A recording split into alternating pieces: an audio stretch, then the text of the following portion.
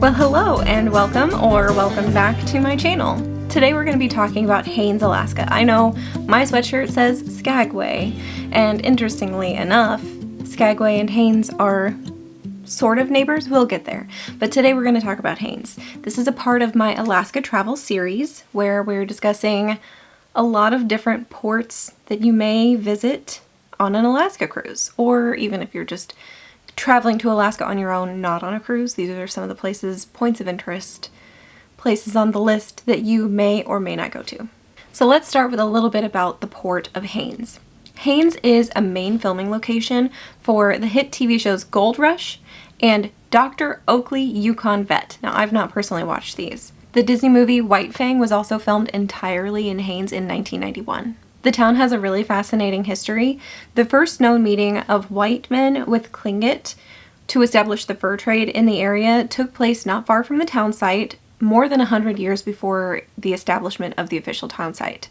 The town site was officially established by a Presbyterian mission in 1879, and the Fort William H. Seward U.S. Army post was installed in 1902. I think that had something to do with United States-Canadian relations over the borders of Alaska. Haines is an incredibly scenic spot on the Inside Passage, but it is frequently overlooked by cruise ships. Those who are lucky enough to visit will have the opportunity to explore the now decommissioned fort, the Hammer Museum, and the American Bald Eagle Foundation and Raptor Center. Let's talk a little bit about getting there. Haines is located only 45 miles from the United States-Canadian border, and it is accessible by road via the Haines Highway. This is sort of unique to a lot of spots along the Inside Passage. Interestingly enough, the Haines Highway began life as a toll road, and it was known as the Dalton Trail or the Grease Trail. If you're interested in proximity, Haines and Skagway, hence the sweatshirt I'm wearing, Haines and Skagway are only 14 miles apart by water,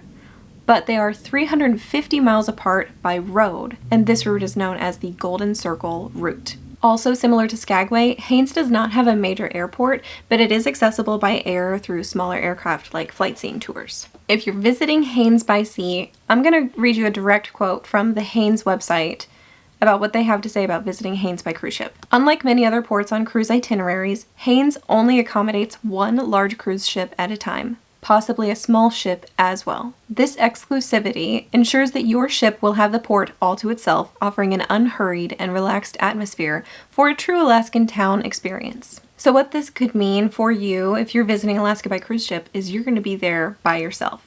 Haines is a very small town. There's not, I don't want to say there's not a lot to do here.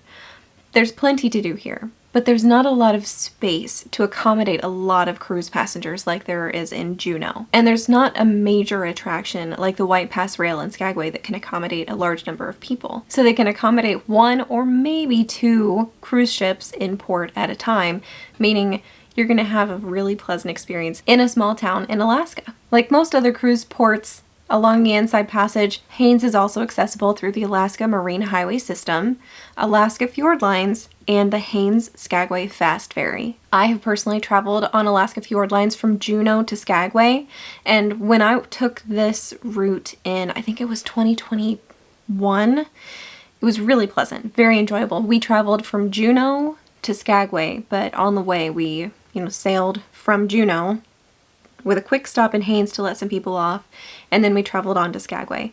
Because if you're thinking about, well, let me see if I can pull up a map. So what you're seeing on your screen is my Google Maps. When I traveled Alaska Fjord Lines, I traveled from Juneau down here. I traveled along the Inside Passage, past the National Shrine of St. Therese, up the Inside Passage, and we're going to zoom in. So Haines is here. And then Skagway, if we zoom out just a little bit, Skagway is just a few miles further up here. Skagway is essentially a dead end. So we did just a very short, I would call it a layover if it was a flight, but it was essentially just a quick stop to let some people off in Haines, and then we continued on to Skagway.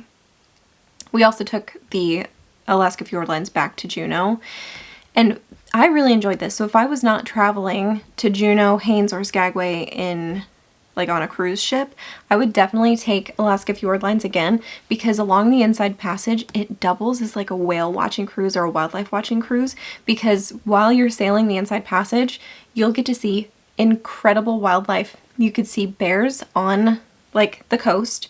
You could see so many bald eagles, like almost established at regular intervals along the Inside Passage, because they have like a designated hunting zone and they don't like to overlap with their hunting zones. So you can see their white heads like popping up in the trees, but it's really cool.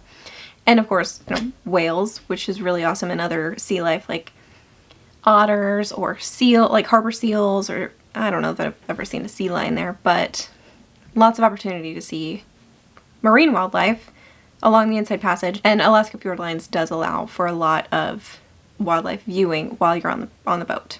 I've not personally taken the Haines Skagway Fast Ferry. From everything I've read, it sounds like it takes about 45 minutes to travel between the two places. I know it's only 15 minutes by sea, but you know, it takes a little bit longer to get anywhere on water. However, I think it's more for the convenience of residents, locals, people staying there, you know, for the duration of the season, people who are, you know, staying there a little bit longer. I'm sure you probably could do it for a day trip if your cruise ship is stopping in Haines for the day and you would rather go to Skagway. I'm sure you probably could take the Haines Skagway Fast Ferry from Haines to Skagway for like, you know, an adventure if you wanted to do that. I don't know that I would recommend that, just because it might be difficult getting back to your ship on time before it leaves port. That's up to you. I'm just trying to give you the information. So let's talk about a few points of interest in Haines, because I've mentioned there are no major points of interest here, but there are several points of interest here, so let's talk about some of them. Let's start with Fort William H. Seward. This is just a 10-minute walk from downtown. The fort was built by the United States Army in 1902, and then it was purchased by Army veterans in 1947, right after it was decommissioned. One of the two barracks buildings burned down in 1981 and has since been transformed into the Fort Seward Sculpture Garden. Locals call it the Ruins. There's no cost of admission to explore the remains of the fort. The Sheldon Museum and Cultural Center celebrates the art and culture of the Tlingit people and allows visitors to relive pioneer days, explore the gold rush, the Dalton Trail, and life at Fort William H. Seward. The museum store has a large selection of local and Alaskan books and art, and has the honor of being accredited by the American Association of Museums. Admission is $10 per person. I'm afraid I'm going to mispronounce this one, so I'm going to do a pop-up on the screen of the name of this place. But I'm going to try. I think it's called Jilkat Kwan Heritage Center and Bald Eagle Preserve Visitor Center. It opened in 2016. This tribally operated center is home to the famed Whale House artifacts. These are totemic carvings considered to be the finest indigenous artworks in Alaska. This is a working museum and is located in Klukwan, I think is how you pronounce this name, which is 22 miles west of Haines on the Haines Highway.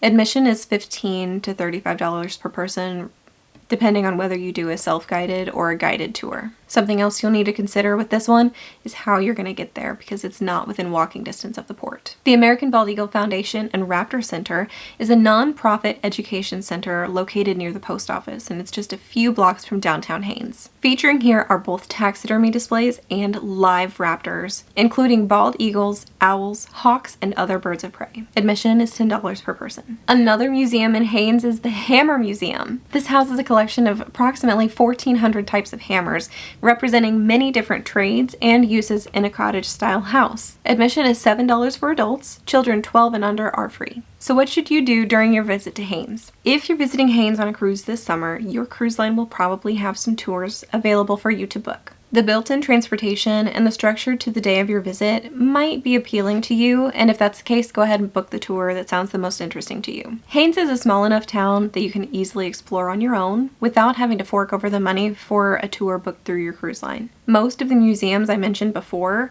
are within easy walking distance of the port. Hiking, bicycling, and kayaking are popular activities in the area, as the wildlife is abundant. The town is in a picturesque spot with beautiful little white houses, so even if you want to explore and take photos, maybe find a place to eat, it's going to be really easy for you to do in Haines. My point is, you don't have to have a booked or guided tour during your visit to Haines, but it probably isn't a bad thing either. Here's some recommended places to eat that I've seen talked about in a bunch of different places. The first one is Fireweed Restaurant. This is located in one of the historic buildings of Fort Seward and apparently serves the best pizza in town and has Haines Brewery beers on tap. Also frequently mentioned is the Bamboo Room and the Pioneer Bar. The Bamboo Room serves breakfast, lunch, and dinner, featuring fish and chips made with fresh Alaskan halibut, and the Pioneer Bar is an attached bar. For coffee, you can check out the Rusty Compass Coffee House or Rapinski Roasters, which is located at the Mountain Market and Cafe,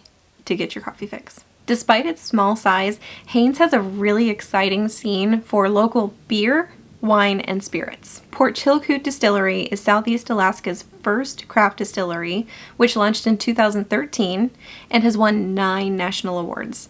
They serve gin, bourbon, rye, vodka, and absinthe. Haines Brewing Company can serve 49 people indoors, with room for more in the outdoor beer garden. This brewery was established in 1999 and is a major supporter of the Great Alaska Craft Beer Festival, which is held in Haines every year. This year, the festival will take place May 23rd and 24th. 3 Northman bottles and serves Old World meads, ciders, and hard sodas in a unique rustic atmosphere using locally hand-harvested Alaskan ingredients. On to shopping. If you've been watching all of these Alaska port videos, I know you're going to feel like I'm repeating myself, and I am, because this is important.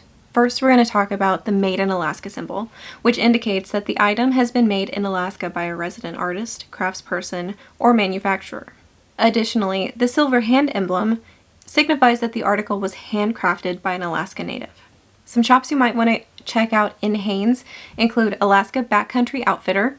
They sell and rent adventure gear for hikers, campers, and those who partake in winter sports. Ampersand Alaska is a gallery and gift shop specializing in local and regional art, handmade gifts, woodwork, ceramics, jewelry, and more. The Bookstore is the independent bookstore in Haines. Southeast Alaska Freeze-Dried Foods and Goods specializes in high-quality freeze-dried products, including candy, soups, fruits, and vegetables. Orca Arts and Crafts is located across from the cruise ship dock and sells unique gifts, souvenirs, t-shirts, handcrafted items, snacks, soda, and more. Uniquely Alaskan Arts is located just across from the Haines Visitor Center and is a gallery full of eclectic art from local artists, including wood carvings, silkscreen prints, silver and beaded jewelry, paintings, and puppets. The Wild Iris is an intimate art gallery specializing in fine and local jewelry, Eskimo art, silkscreen works, Northwest coastal art, and unique pieces created of amber and local Gold Rush Alaska gold. If you're shopping for a child or a baby, Wild Haven Wools sells wool clothing for children. I know this is not all-encompassing. Personally, I have never been to Haines before, or I should say, I have never set foot in Haines before.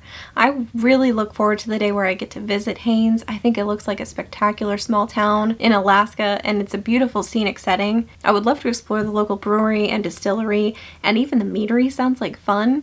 I think the museum scene sounds the most interesting to me. There's several of them. One of the websites I explored mentioned a museum, pass somehow. Maybe if you plan to visit more than one, maybe you should ask if there's a pass that will help you save some money on admission to more than one museum. I don't know if this is a thing because when I did a Google search I couldn't find anything on it. That said, I'm going to leave a whole bunch of links in the description box, and I think that's where I'm going to leave you for today. I had a whole lot of fun planning this video to talk about Haines because I learned a whole lot about Haines. It sounds like they've got a really strong native Tlingit presence, and I think that's really cool, and I think it would be really cool to visit Haines. And I really like the idea of being the only cruise ship in port. Somehow that really appeals to me.